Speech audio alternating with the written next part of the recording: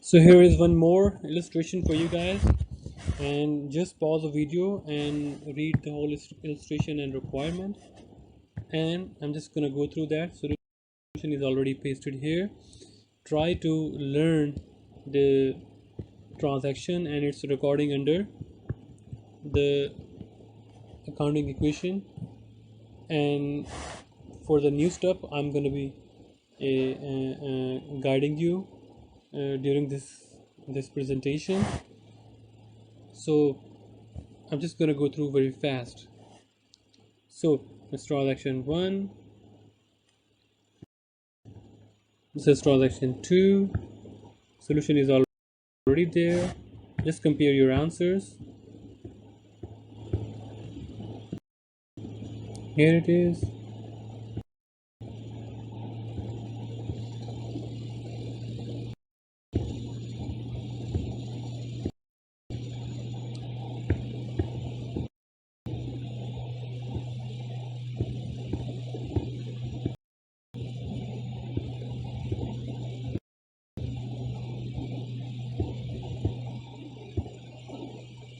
Okay, so I hope your answer does match with the solution here.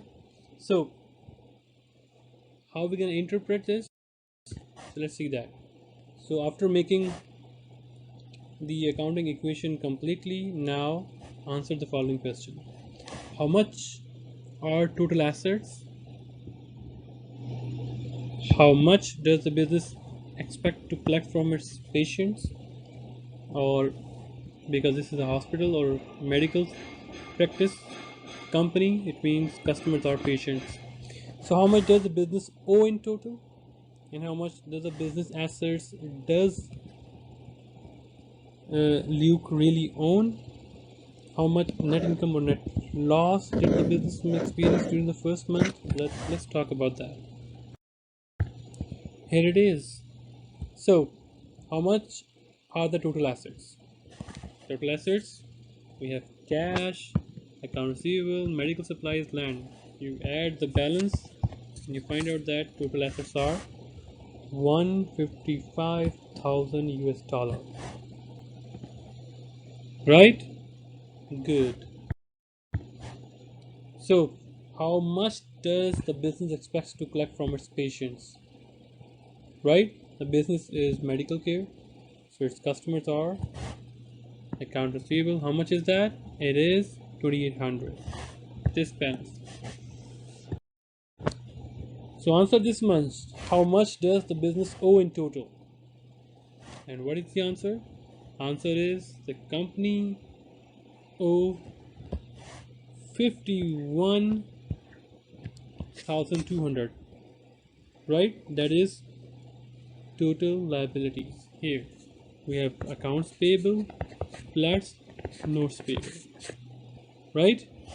This is the total liability that company need to pay. Okay, D part. How much of the business assets does Luke really own? How much is the insider claim on the business? How much is that? This is common stock plus retained earnings. So it is 100,000 plus 3,800. So total 103,800 US dollar. And E part is how much net income or net loss did the business experience during the first operation? So what is the income that you can find out? Sale minus all expenses, right?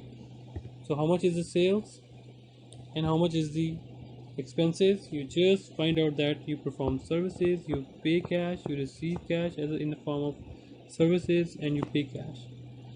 So this is the amount of net income that you earn during this period. So remember, here in retained earnings we don't have the beginning balance, so that's why we just took this balance here. Otherwise you can just find out this accounting period or this among this transaction through this business operation, how much are the sales and how much are the expenses. We do not include opening retained earning. because we're talking about net income, not the ending retained earning. We have successfully completed our third learning objective, and now we will start our fourth, which is analyze the impact of business transaction and accounts. Here it is. So every business transaction involves exchange at least two things, which means giving and receiving. So it means accounting is therefore a dual entry system, and each transaction at least affect two accounts. Let's move further. So here it is. What is T account? So the vertical line in the letter T, here we call this T account, which represents the division of account into two sides. One is left side, one is right side, right? So the account title will appear on the top. Here going to be title of the account. So the terminology of the T account is that the left side is called debit. So this is called debit side, and we represent it by DR. And the right side is called credit side. We represent it with CR.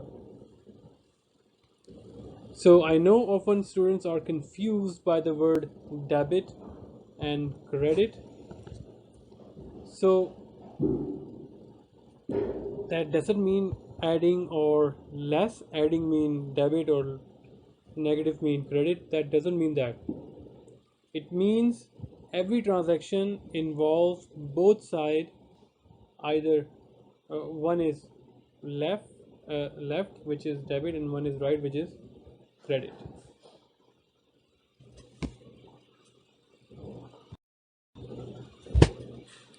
So what are the rules regarding debit and credit? So if assets increased, it means the account title will be debited, which means debit side will increase. If the account is decreased, the asset side will decrease,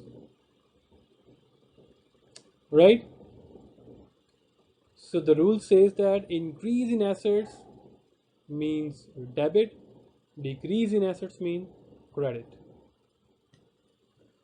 So the type of account determines how to record increase or decrease. If the account belongs to assets, then this rule will apply. If the account belongs to liabilities, then the rule is different. That if liability increases, it means credit. If liability decreases, it means it debited. So this is the opposite for asset. Increase in assets debit, decrease in assets credit. While the liability means increase in liability credit, decrease in liability debit. Same rule for the stockholder equity. Increase in stockholder equity credit, decrease in stockholder credit, stockholder equity debit. So these are the rules that you should keep in mind for further.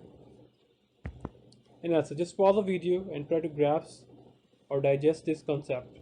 Right? I'm just going to remove it in the writing here.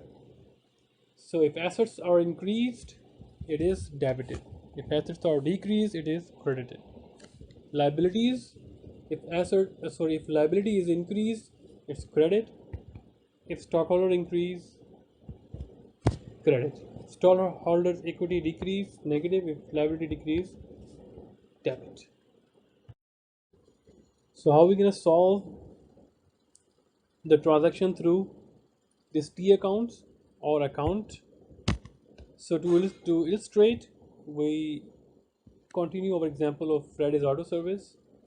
So the business received 50,000 cash and issued stock. So what is the effect of the account? So number one, cash. So cash has a T account here. It's debit side, it's credit side. There is common stock, account here, it has credit side, it has debit side. So no matter whether the account belongs to assets, liability or honor equity, the left hand side will be debit side, the right hand side would be credit side. See, cash, left hand side is debit, right hand side is credit.